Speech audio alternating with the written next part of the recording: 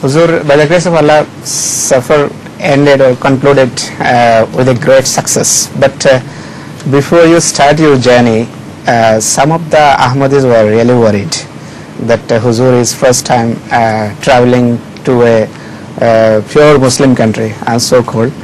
So that country might come under pressure from so-called other Muslim countries like Saudi Arabia or these sort of countries. And Pakistan. There was a lot of speculations that anything can happen.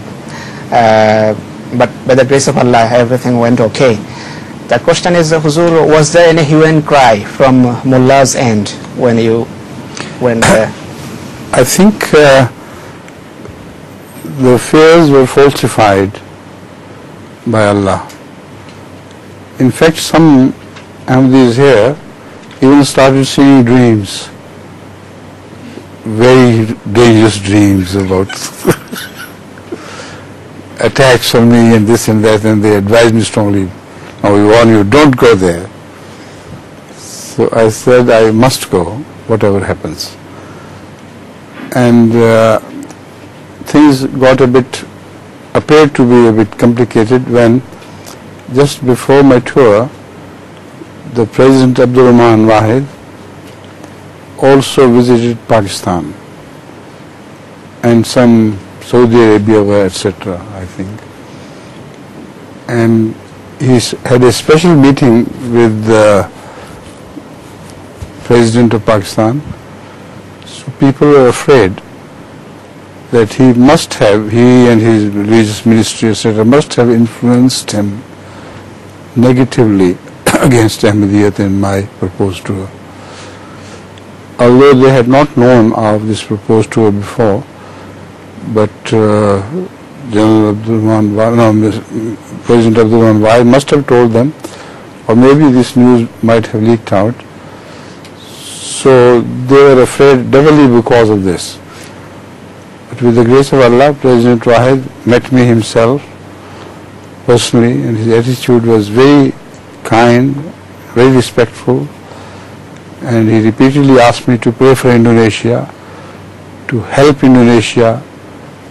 He said he dependent on Ahmadis' cooperation in all fields, economy, culture, this hostility between people of Indonesia and again other people of Indonesia, etc.